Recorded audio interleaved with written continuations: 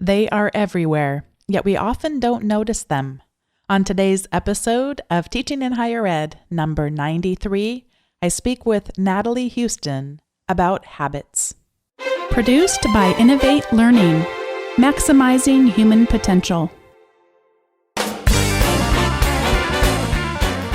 Welcome to this episode of Teaching in Higher Ed. This is the space where we explore the art and science of being more effective at facilitating learning. We also share ways to increase our personal productivity approaches so we can have more peace in our lives and be even more present for our students.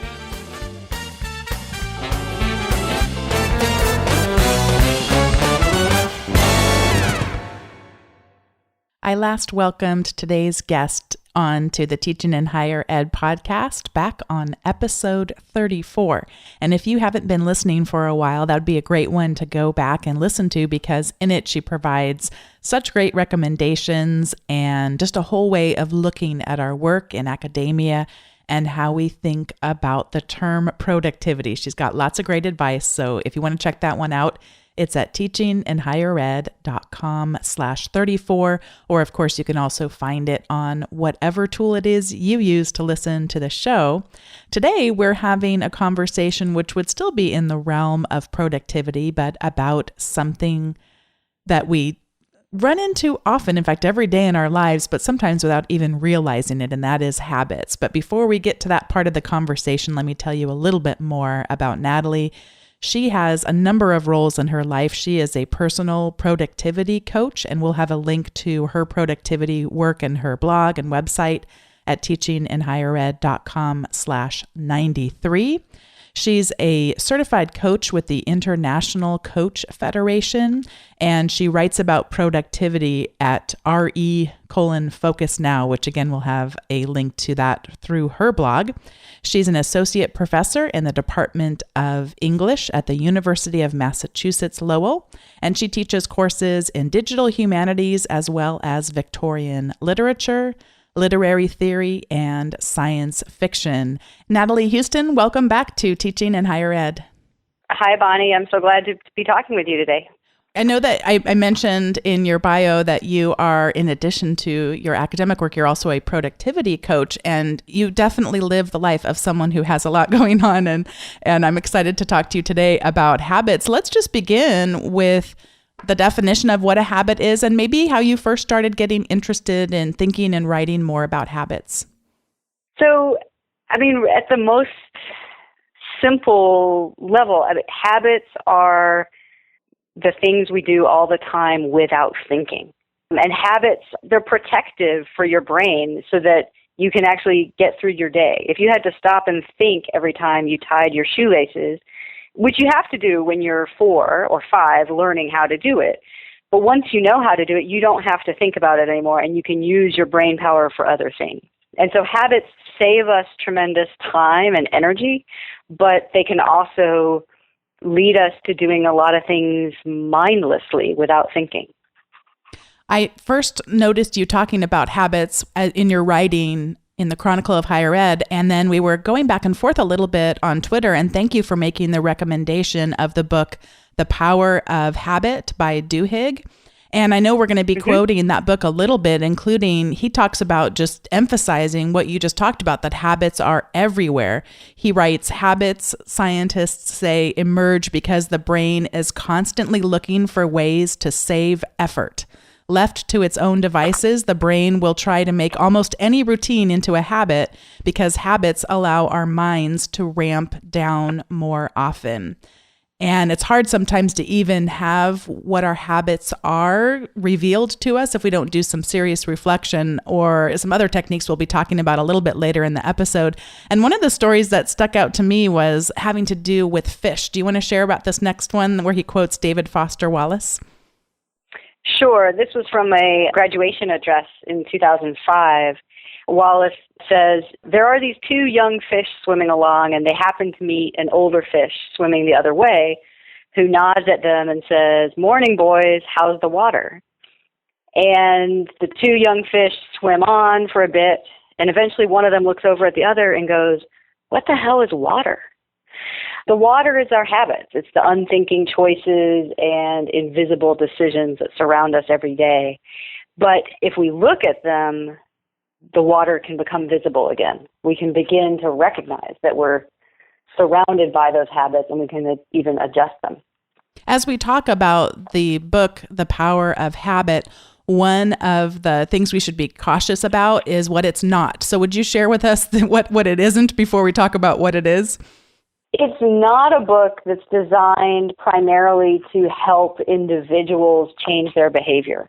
It's really a much more broad-based look at habits in a variety of different contexts, including organizational habits, the ways that habits can be used for good or bad within corporations or other kinds of organizations. Also, how corporations are interested in using data to try to understand their consumers' habits. Duhigg has done a lot of research and draws on all these, varied contexts, but it's not primarily a book about how you and I can start brushing our teeth every day or whatever. And you're going to give us some ideas for how to help us brush our teeth every day in the latter part of this episode. He has this 3-step loop as he defines habits, where there's first a cue and then some kind of a trigger that tells our brain to go into this automatic mode. And then there's routine. And the routines, he says, can be physical, mental, or emotional. And the last step in his loop, as he defines it, is this reward. And he says, quote, which helps your brain figure out if this particular loop is worth remembering for the future. Natalie, tell me about Duhigg's story about the cookie. He has a great section in the book where he talks about using his model of the 3-step habit loop, the cue, the routine, and the reward, to understand and eventually to change his habit of eating a cookie every afternoon when he's at work. He would find himself every afternoon between 3 and 4 o'clock having the urge, and mostly following the urge, to go to the cafeteria and get a cookie, chat with some people, and then come back to his desk. And so using the cue part of the loop, he looked at, what is the cue? Is it boredom? Is it hunger? Is it the time of day? He experimented with trying to change the routine. Would eating an apple satisfy him? He figured out ultimately that the reward that he was really craving was not the cookie itself. It was actually the interactions with his colleagues. And so he was able to substitute just standing up and going and chatting with one of his colleagues for 10 minutes, substitute that for the unhealthy habit of eating a chocolate chip cookie every afternoon. So this model can be really helpful to try to break down and analyze a current habit that you have that you're not satisfied with, and then figure out what you could change. Now, I know this brought up some habits from you as well. So what are some of the things that came to mind with your own habits, both as you've read this book, but also through your own professional expertise?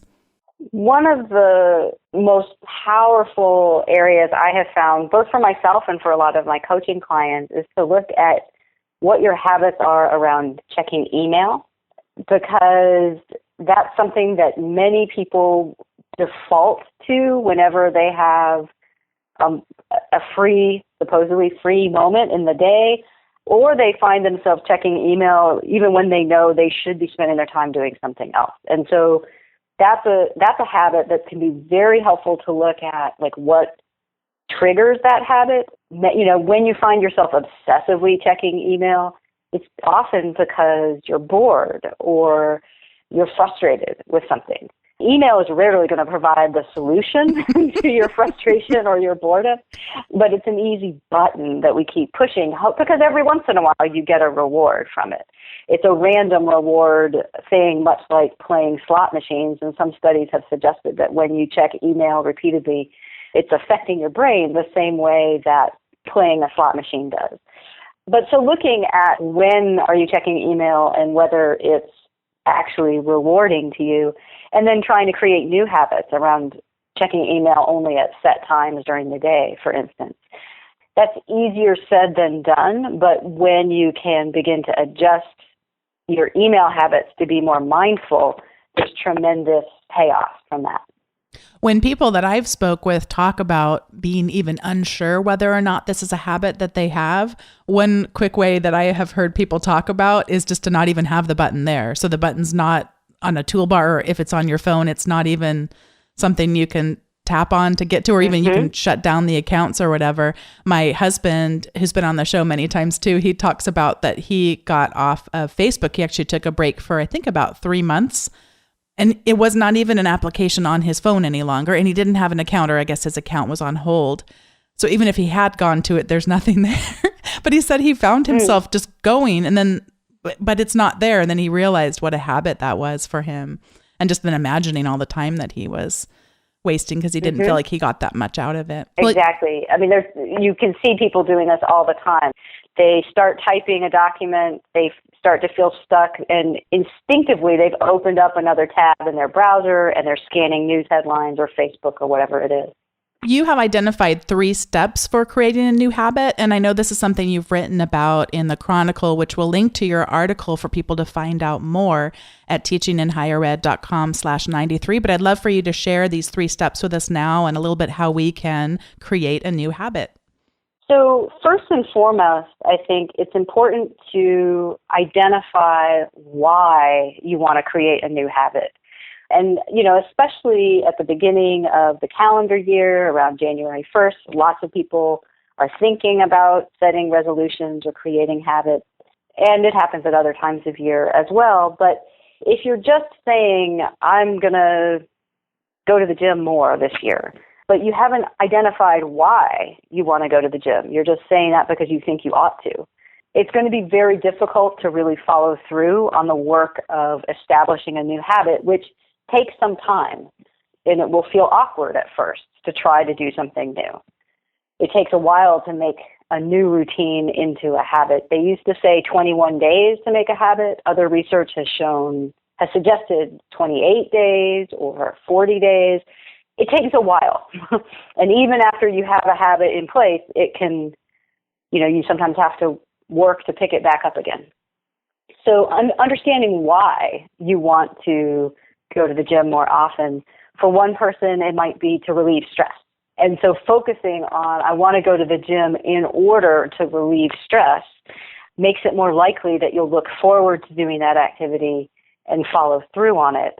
For somebody else, it might be focusing on becoming more healthy. People will have different motivations behind what might look like the same activity on the surface. One of the things that I found to be so powerful is after having thought through that why is to have it documented somewhere. And as a part of my monthly review, it tells me to go revisit my annual goals. And within the annual goals, when I go and look at them, there's not that many of them, and they all have that why. And it's the first thing that I see when I go to each one of the notes having to do with those goals is the why. And it does actually help me. One of the things I was really encouraged about as I consider, I am one of those people that does annual goals, but I'm also one of those people that actually does annual goals. I actually follow through on them all the way through.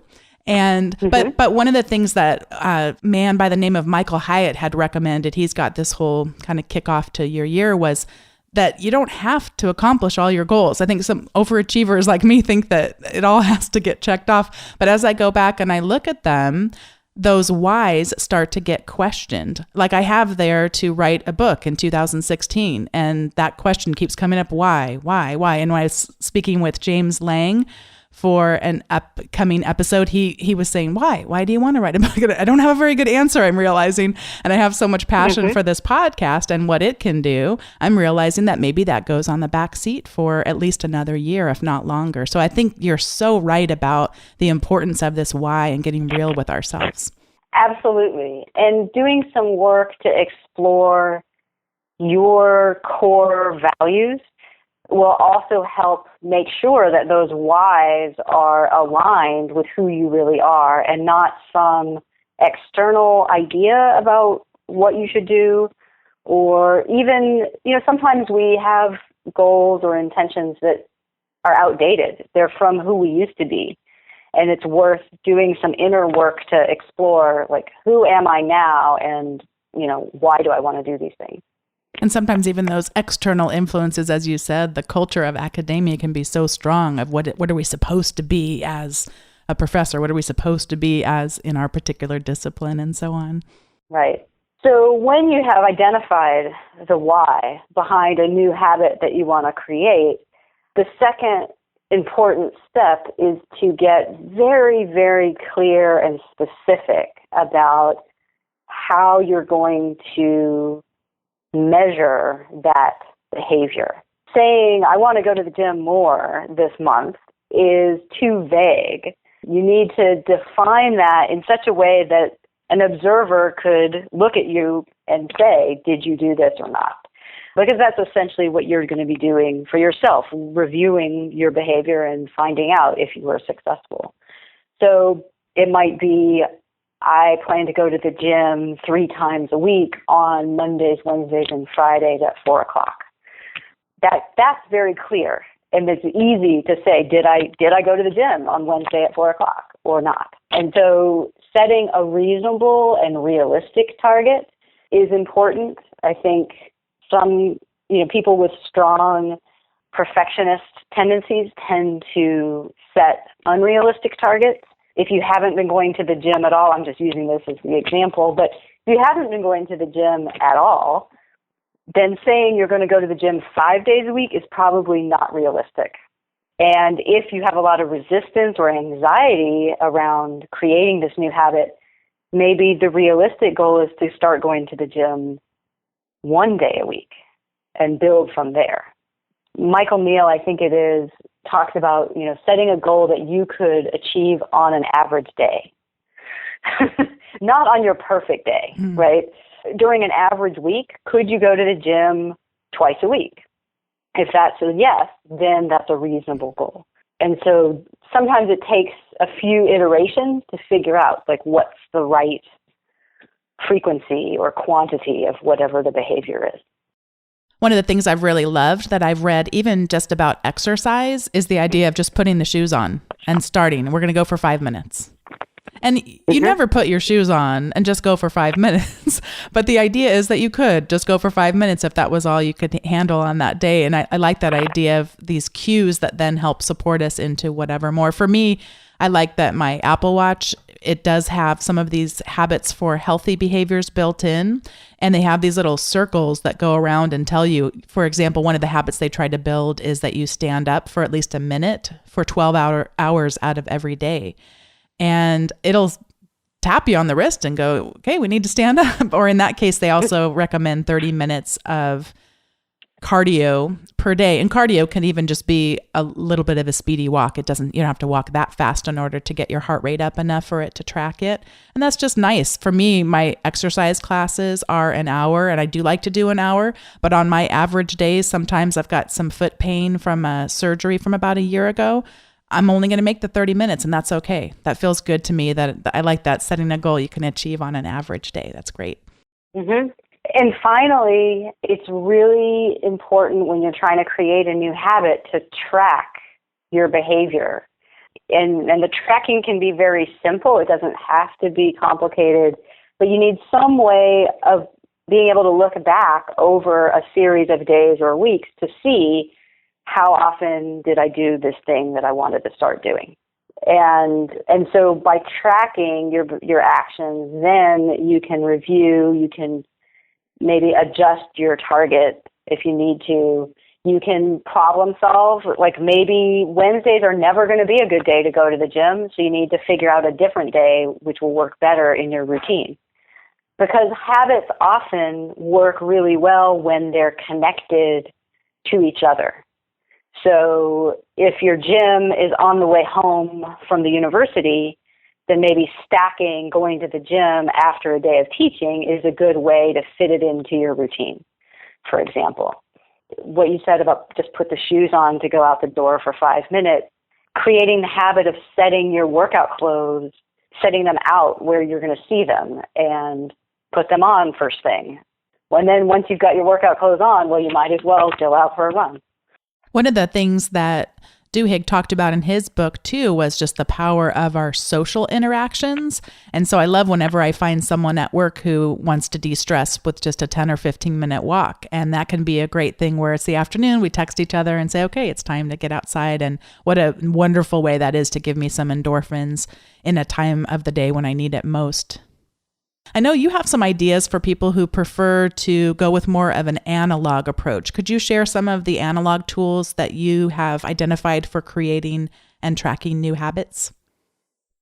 So my favorite tool, and one I use in conjunction with different digital tools, is to put stickers on a wall calendar, or to write a check mark on a wall calendar, although I'm partial to the stickers myself.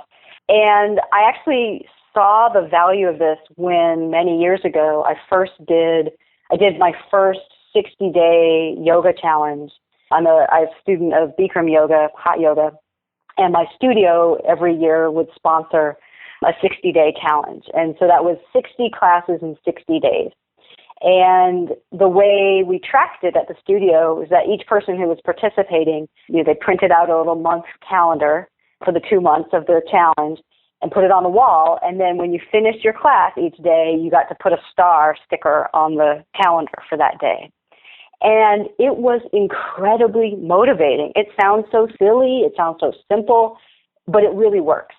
As you see the stars mounting, day by day on the calendar, you felt this excitement and this commitment to putting another star on the calendar. The physical act of writing a check mark or a star or putting a sticker on a calendar, because it's a kinetic action, not just a mental, sort of or visual action, it helps reinforce the new behavior. It becomes the reward, in Duhigg's terms, at the end of the routine of taking the yoga class. And so I have applied the stars on the wall calendar in my own life to all kinds of other habits, from, writing habits to other kind of health goals and fitness goals. So that's a really easy, powerful one. And there are a lot of digital tools that mimic the same activity. It's what Jerry Seinfeld, the comedian, you can Google him talking about don't break the chain. This was advice he gave to a young comic about how to write enough jokes. Put a check mark on the calendar each day you work on your comedy routine, and you just want to keep that chain of check marks going. To that end, would you share a little bit about Rewire? Yeah, Rewire is an app I've been using recently. It's an Android app specifically for tracking habits. And there are a number of other apps, and I linked to some in a recent Prof Hacker post. I really like the design of Rewire. It's very simple. It's compatible with the new Google design, so it blends in with the other apps on your phone. And every evening at, I think it's 10 o'clock in the evening, it reminds you, it says, be sure to check off your habits for the day. So you get the little nudge to go to the app, and you just click on the day of the calendar for each of your habits that you've set up in there. And it's very effective. It's very easy, especially if you're trying to track more than one habit at a time.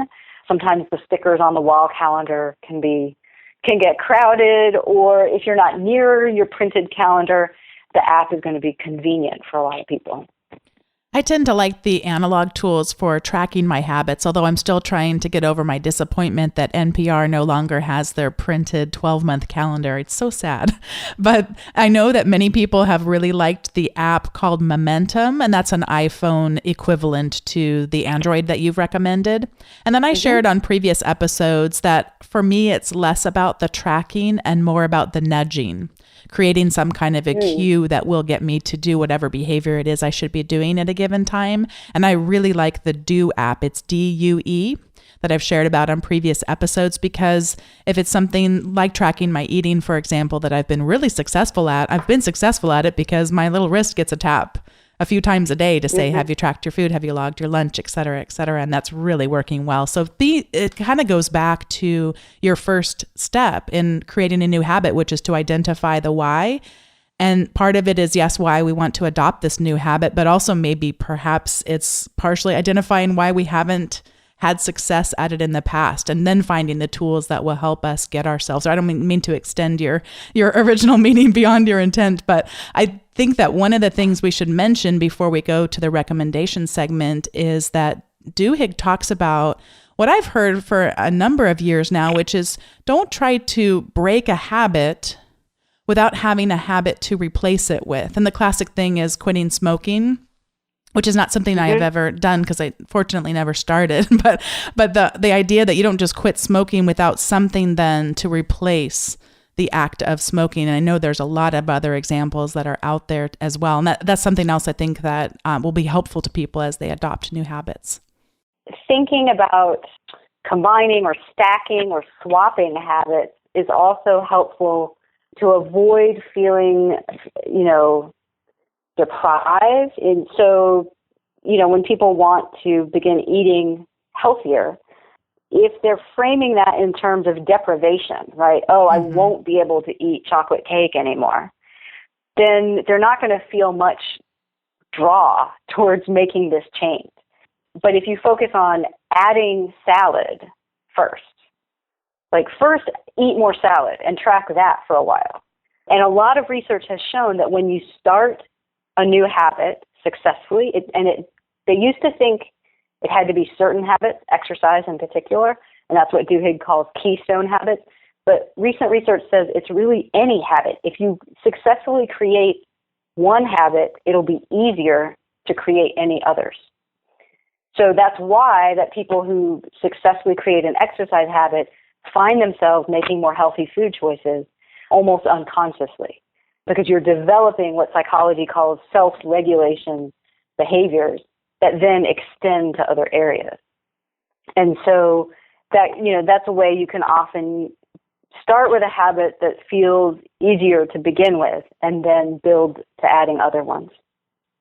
Well, this is the point in the show when we each get to give a recommendation or a series of recommendations. And I just wanted to mention some posts that I had a chance to read or reread in some cases of Lee Scalarette-Bassetts, who's been on the show previously, and she calls them bad female academic posts. And they're just so wonderful to read whenever we start to have these feelings of expectations put upon us. You mentioned this a little bit, Natalie, earlier in the show. And when we're sort of living our lives according to other people's expectations, and in her case, she shares a lot about the expectations people have of her as a mother and what that's supposed to mean, and as a faculty member, what that's supposed to mean, and how sometimes she just decides to be what, quote unquote, is called bad. She's going to be a bad female academic and just writes so eloquently and reflectively about that. And I'd suggest that people go and have a look at her posts. She's got them all categorized there of her writing that she's done both on her website as well as for other sources as well. And Natalie, what do you have to recommend for us today? I've been really loving a music service called Focus at Will. So the website is focusatwill.com. It was created by Will Henshaw, who is a musician and entrepreneur. He was a member of the band London Beat, for those of us old enough to remember London Beat. And it's a music service it's based on, neuroscience research. It's music that has been designed to promote concentration. And you can select from a number of different styles of music. One of the important features is that they have, there's no music with words, and they've also minimized the use of instruments that sound like the human voice, because that's what the brain goes on alert from hearing. You can also adjust the speed of the music beats. And so people who feel themselves to be easily distracted, people with ADD, often will find it more helpful to listen to music with a faster beat than some other people. But it's a fantastic service. It has built-in timers, so you can set the music to play for 45 minutes, for instance, and really, focus in on your work. I first found out about it through an interview on the 5 a.m. Miracle podcast. And Will Henshaw also has a TED Talk, which talks about the science behind the service. And when you sign up, you get to try it out for, I think it's 2 weeks for free. So you get to really play around and see if you're going to find it helpful. I use it all the time for concentrated writing and have found it really helpful. It does sound like a wonderful service. Thanks for recommending it. And Natalie, just as we close the episode, what's your one final piece of advice for us as we think about creating new habits in our lives?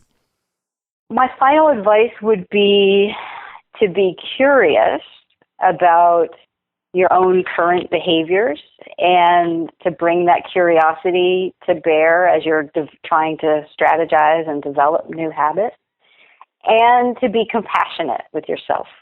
It can be challenging to create change in your behaviors.